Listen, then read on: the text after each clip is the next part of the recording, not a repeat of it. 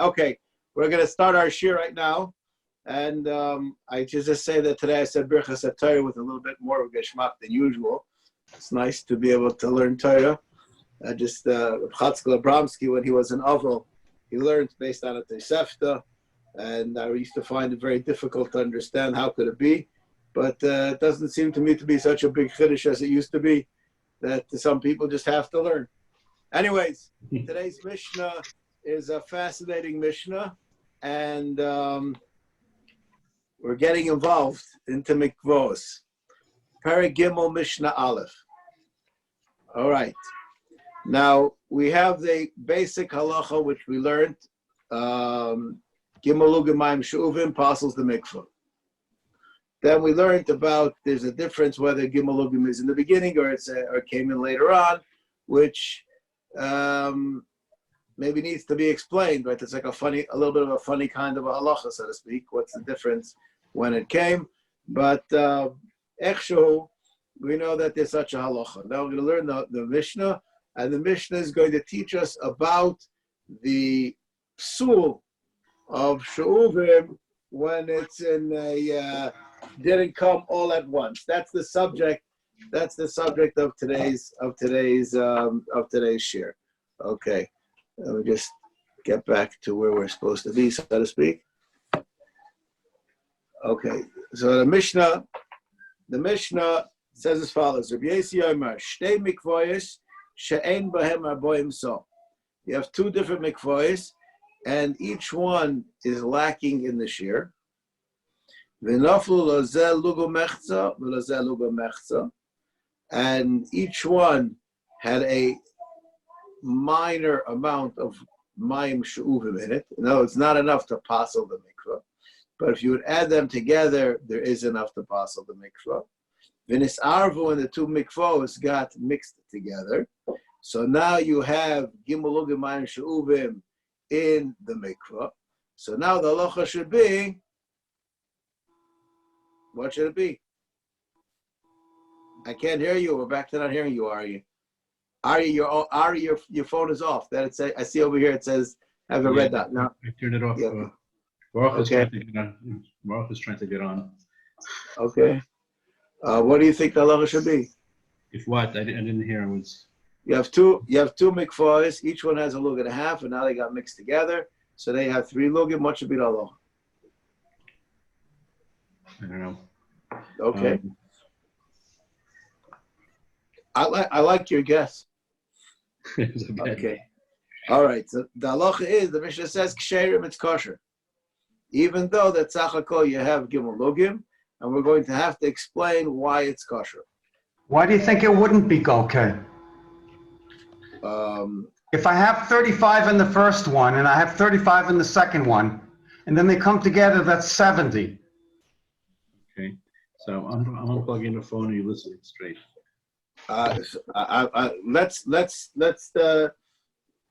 What's the difference? How much you have in totality? There's no difference. You have 70 or 40. Because when they combine, they combine over 40.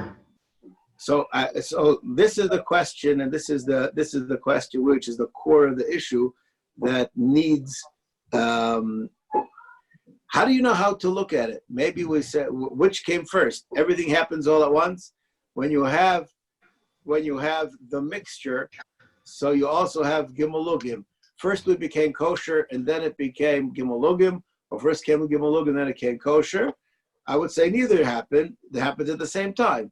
You have a mixture of gimel lugim, and it became kosher at the same time. Maybe you have to have a kosher mikvah before gimel lugim could possibly.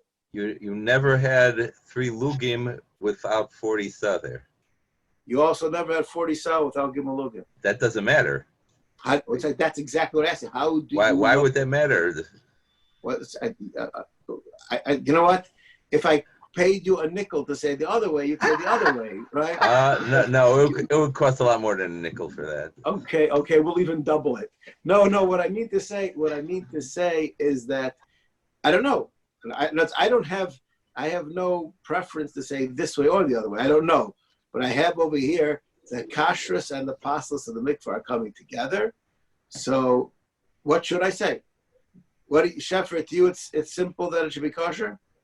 No, I was fascinated that you stopped before the word ksherim. It could have gone either way, you're right. But when you said ksherim, you sounded like it was a shock. Well, it wasn't that I was shocked. I wasn't shocked. I was just, mechatesi. Okay, fine. So that's what we're here to hear. Yeah, so that's what we're going to try to explore that a little bit. You give an Eved something where you're Mishachurim at the same time, or whatever. Gito Viado, which comes first? Okay, so that's I like that. I actually enjoy that comparison. I think it's wonderful, and I would like to be machalik between it. There, both are going in the same direction. It's just a question which came first. Here, they're going in the opposite directions. You understand the difference? In the same direction. If one comes first, it's a guess. If the other one comes first, it's not. But they're not. It's not a stira. The two things aren't a stira.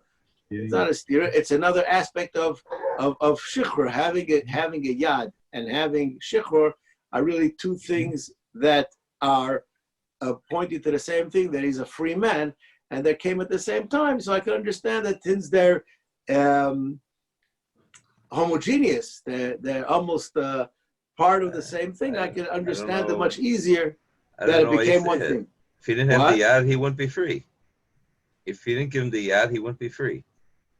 I didn't say that they're not necessary.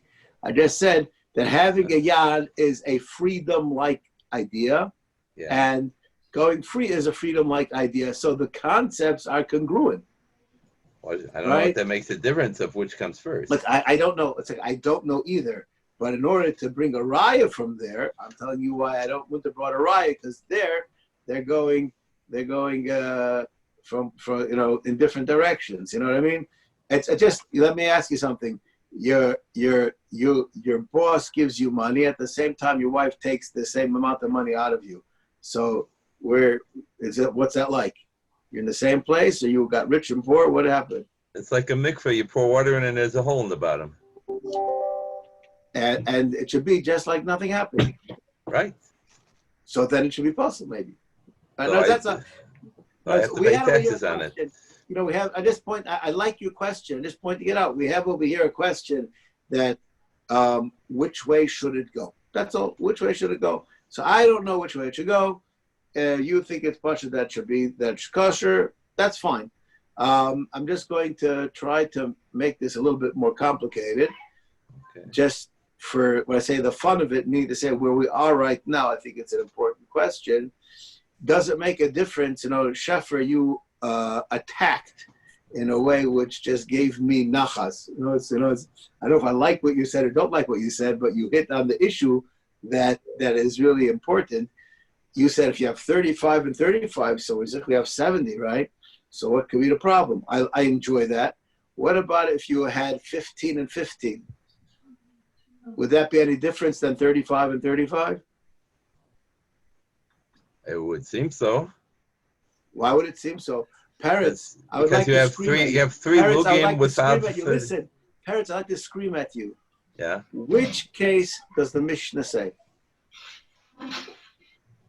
The Mishnah does not give an amount there. So that sounds to me like the Mishnah would say there's no difference, right? No. Because there has to be a reason why. Let's take a second. So which way is the Mishnah talking about? 15 and 15, or 35 and 35, or 20 and 20? Which one is the Mishnah talking about? Say 20 and 20 or more. Or 15 and 25 or more, whatever. Well, I just want to know, how do you make these things up? Maybe it's talking about 15 and 15 too. Because 3 lugim without 40 apostles. Why would you say it doesn't passel? Sorry, I'm putting the thing back down. Well, first of all, we'll soon see. But it doesn't say anywhere in the Mishnah. And not only that, most of the Achrayim learned that it's talking about 15 and 15 too. But the concept over here is what really needs to be explained. And I'm just pointing that out.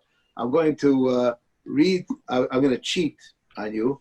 If you look at the end of the parak, the last Mishnah in the parak, towards the end of the Mishnah, parak Mishnah Dalit. Okay? Let's just read let's read the whole Mishnah, then we'll see something which will make our lives a little bit more difficult. Mishnah Dalet.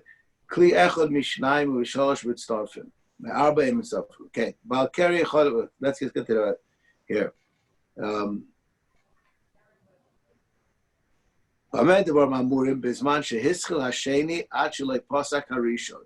Then we look at it as a continuous flow. When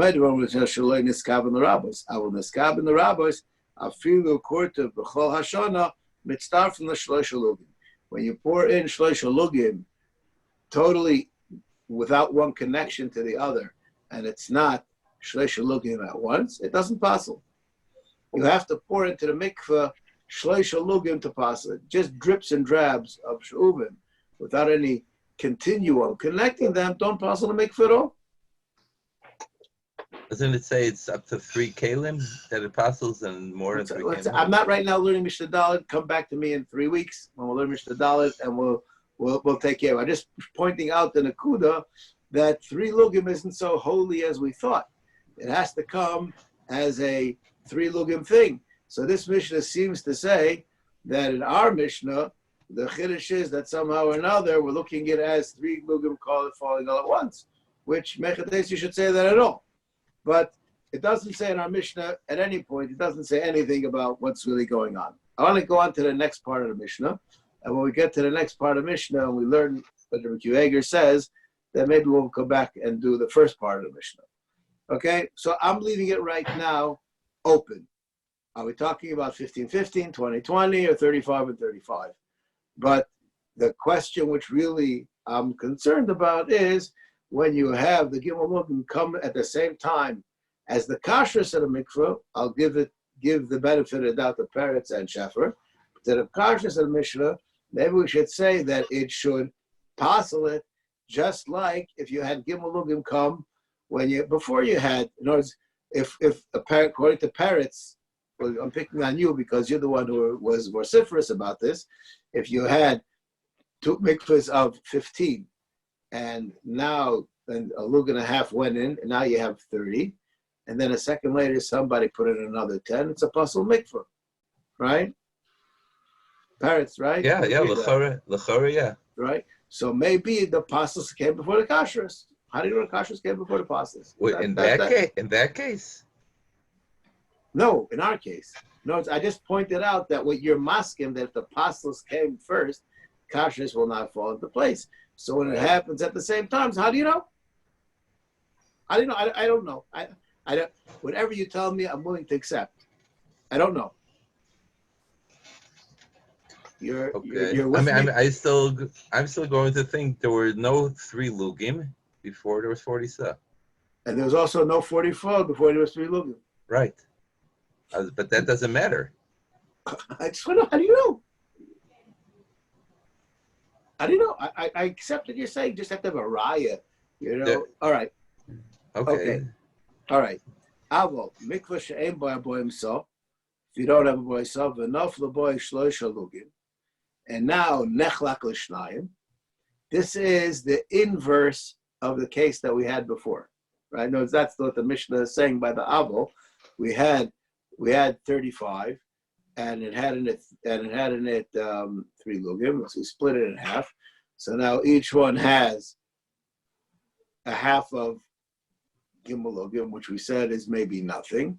So now, do those 2 mikvahs become kosher? The kosher means to say, do they lose their gimel lugim status? So the halacha is possible. Why?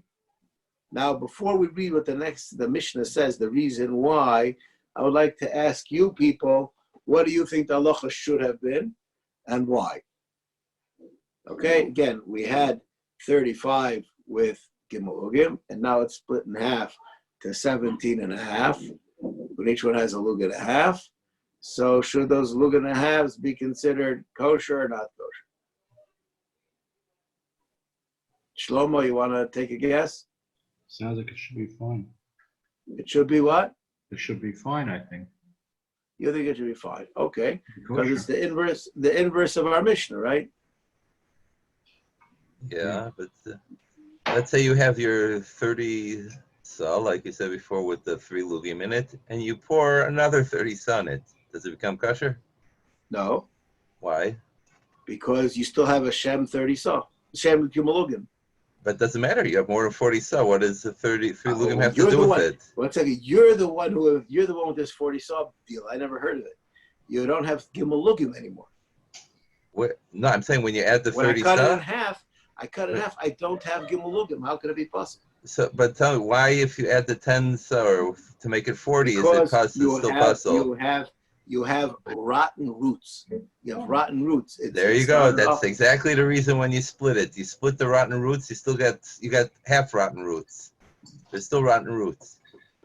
Okay, so then when it comes together, it should also be rotten.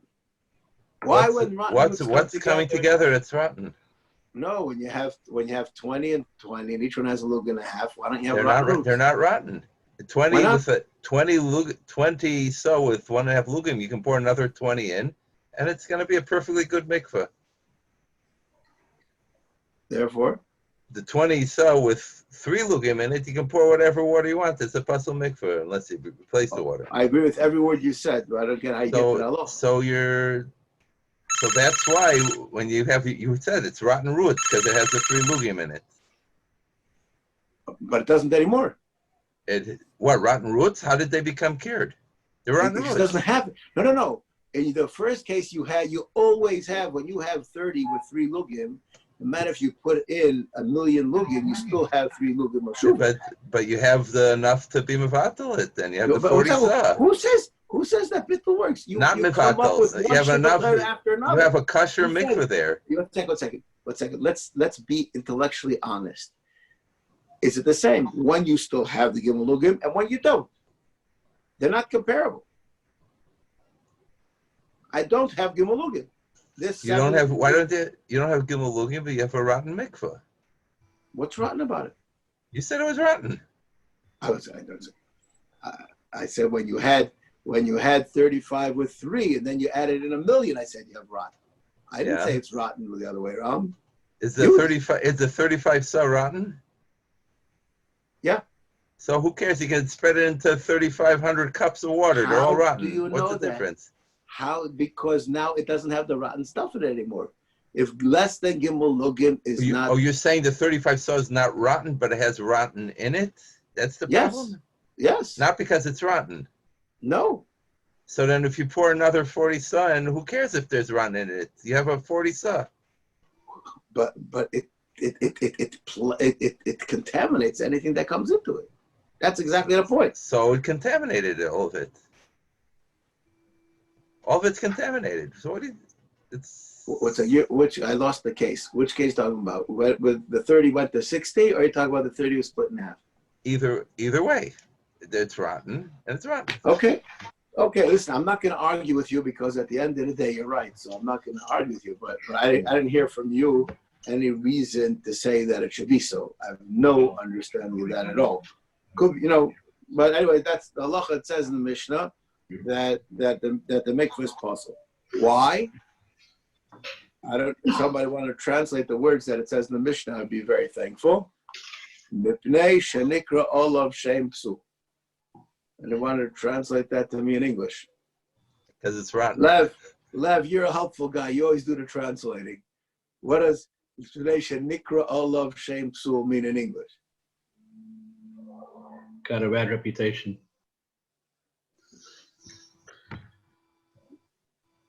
I didn't mean to put you on the spot.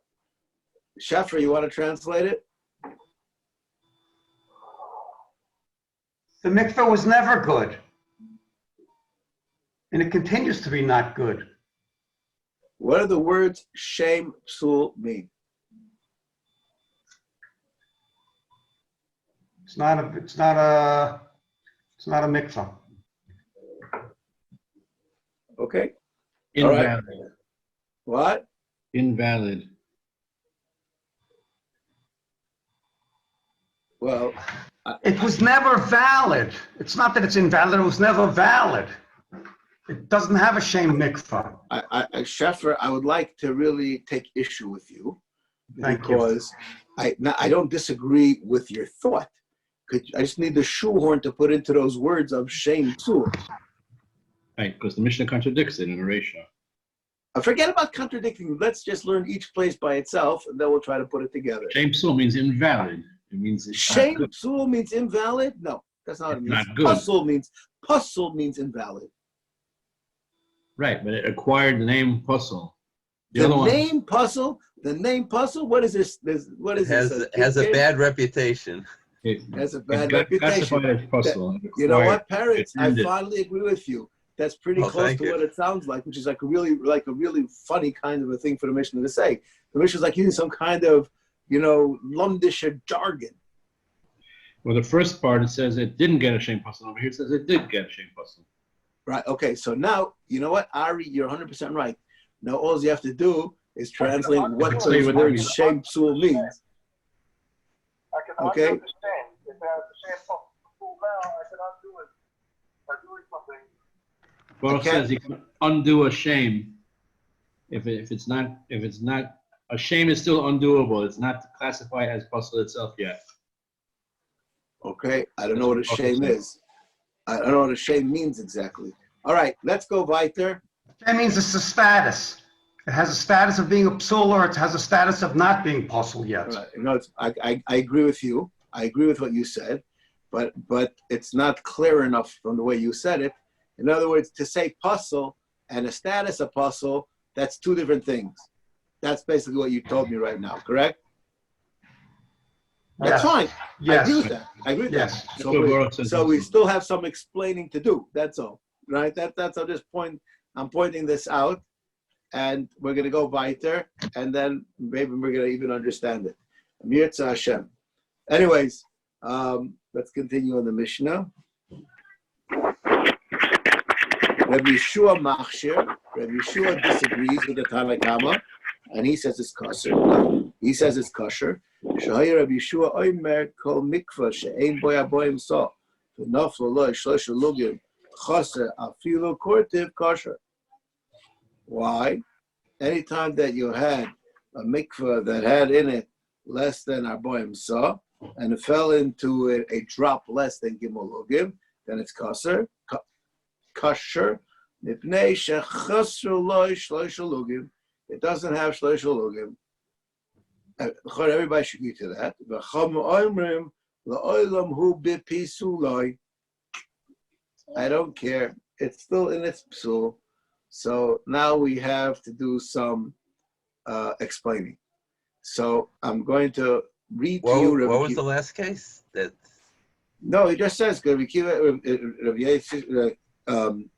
Yeshua says that if you had a mikveh that had a drop less than the Gimel Lugim, it's kosher because you took away the Gimel Lugim, a drop of the Gimel Lugim. To mean it had it and you took some out? Right, and he says that would re-qualify the Mishnah, the mikveh, and the Chacham says that does not re-qualify the mikveh.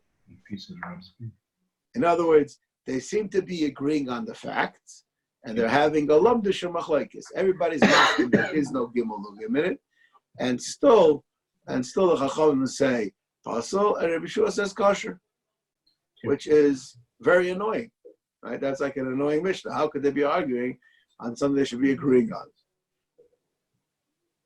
Right? So now we understand at least that those words shem psul are really significant. And that's why the Chacham say it's la'olam hu b'pisuloi until you got rid of it altogether. We'll see what that means. Okay, but we just finished reading the Mishnah. At least we finished reading it.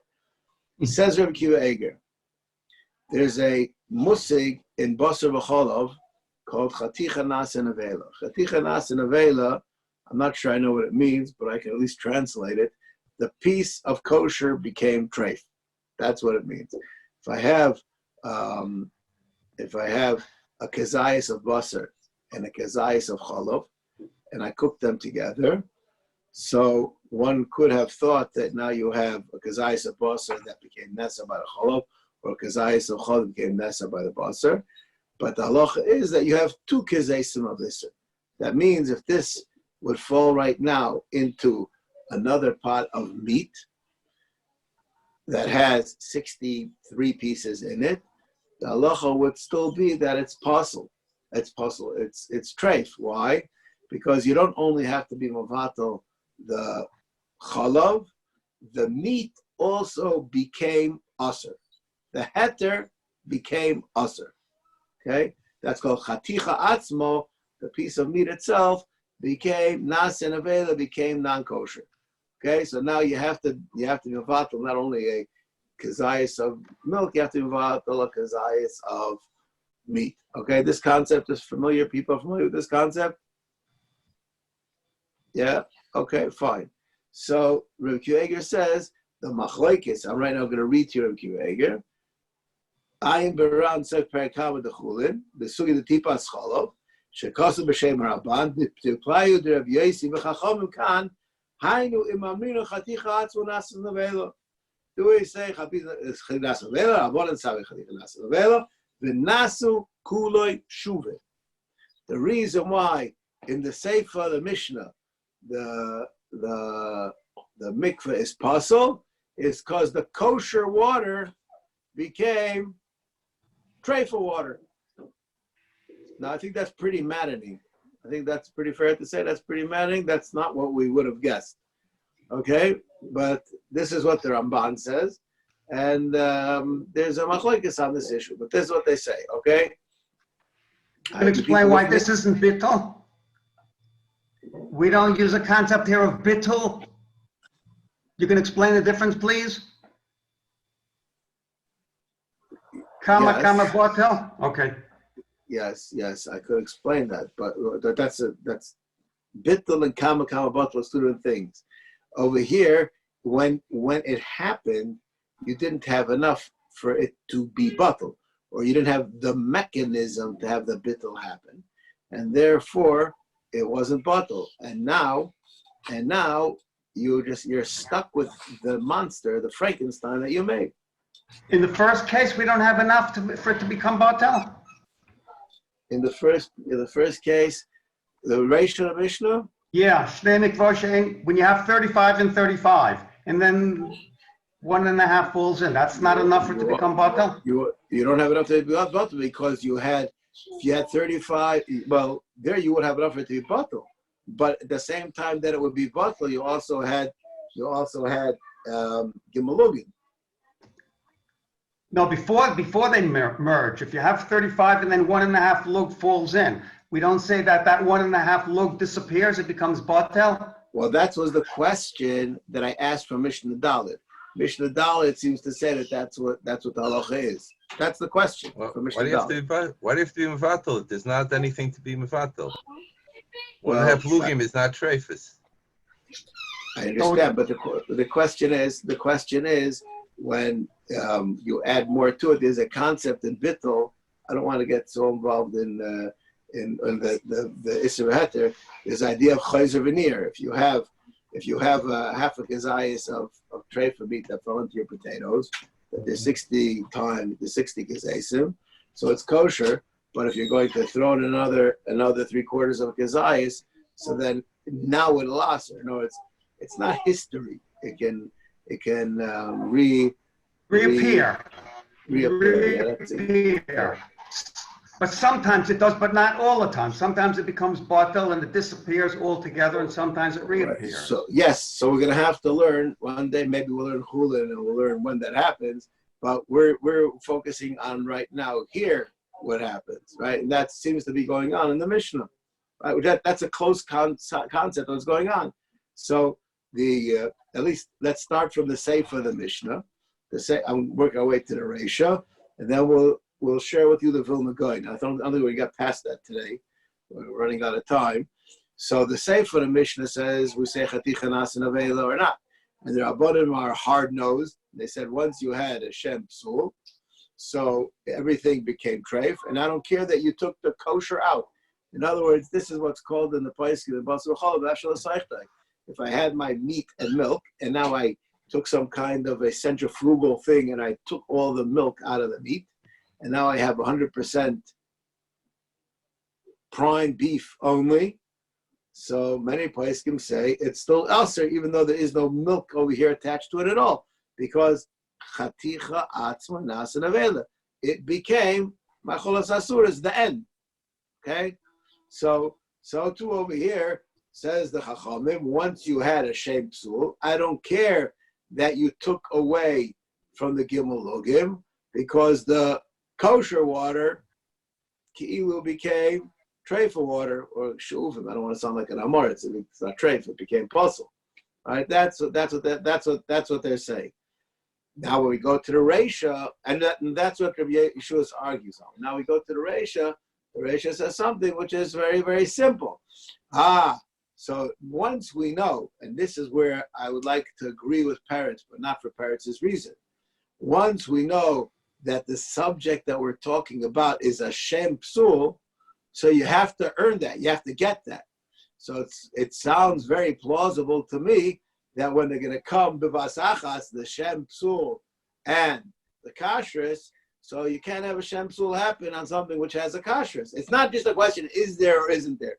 If it is there, it isn't there, so maybe you'd say both came at the same time, so you'd say that everything should be also. That I would live with, I would be okay with that. But now that we're saying, no, that's not what's going on, you have to have the other way around, you have to have a shem psul, so when they smash into each other like this, that's not enough to have the shem psul overcome, because puzzle alone is not enough. You have to have a shem psul, it'll come at the same time, you'll end up neutral and it'll stay kosher. Did anybody follow me? Well, you get schar for being nice and smiling.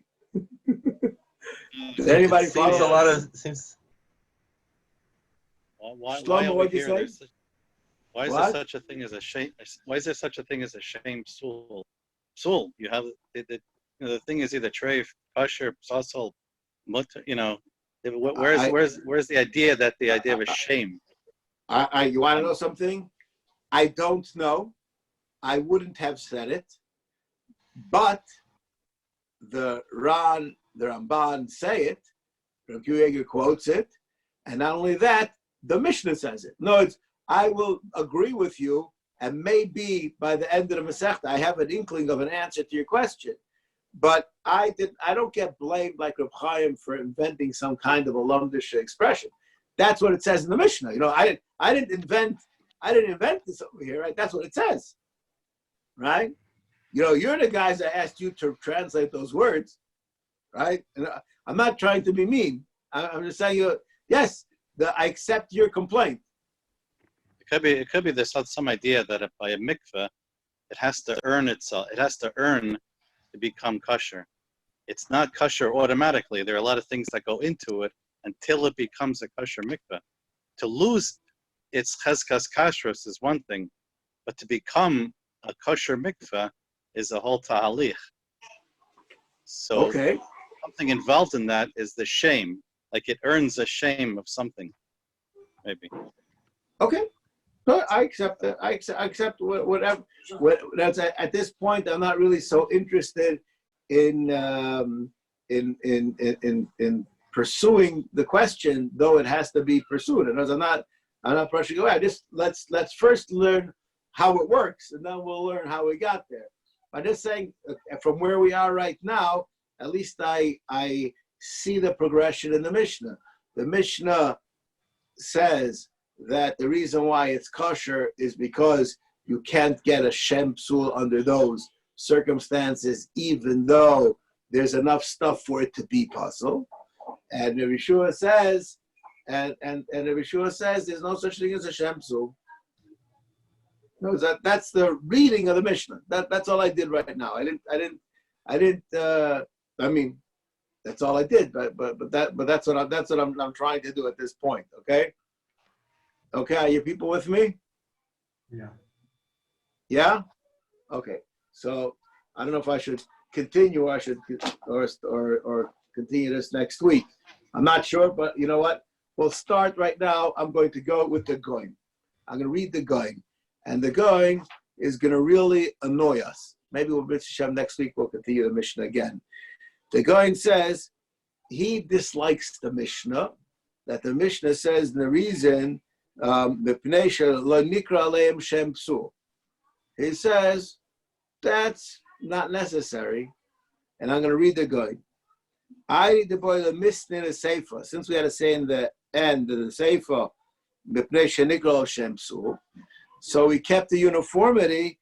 Katani nami hacha ksher mipnei shelo nikra lehem Shem psul. The hacha belabach ksher. Here it will be kosher under all circumstances. The chinis arvo is bo gimel logim shuvim is bo nami aboim so. Once you have aboim so, sulei paslu lemayim shuvim. How does he know this? I haven't the foggiest idea. But what he seems to be saying is somewhere between, and on my screen, it just happens to be that Peretz is on top of Shlomo. I don't know how you people have it in your screen, but what the Vilna Gaon seems to be saying is exactly the machlokes of Shlomo and Peretz. He's saying that kashrus of a mikveh is a chalei shem. So the chalei shem kashrus will overcome the psul, and the pashtus of the Mishnah, the way you learn it, is that you need a chalei shem paslis to pasel it. Right? You understand? We already have a place for a machlokes. I have no idea what that means. What's that? My interpretation of it, or what the words that it says? I don't know there's a paslus and a shame paslus, and one works and one doesn't work. I'll say everything. There is what's pasel and kosher, and then there's a shame psul. That which we learned till now. That you're with me on that? Okay, so so you're saying if it's kosher, shame psul can't apply to it? No, but if it's it can pasel, it can pasel it. It can pasel it, right? A shame psul can pasel something that's kosher? Yeah, it could get, if it gets a shame psul, it becomes pasel, yes. But, even if it wasn't kosher before? It could get a shame psul, yeah. How, I'm not discussing right now how. But when a mikveh is kosher, Shlomo started with a statement, which I don't know if he's right or wrong. He said there's such a thing as a kosher mikveh. I don't know there's such a thing as a kosher mikveh. There means only a not pasel mikveh. It's not right? true. One second. I didn't say it's true. I said, I don't know, right? In other words, there's no such thing as kosher food. There's just not kosher food. This we discussed many times, right? There's no such thing as kosher food. Are you aware of that? And it's not because I'm a pessimist. Just kosher food just means it has no problem with it. Oh, any ra is a chisaron in the tov. That's okay. I just want to know why you're such a pessimist. Maybe every tov is a Sounds like a good Chabadnik. No, yeah, this is well before Chabad. This is out there.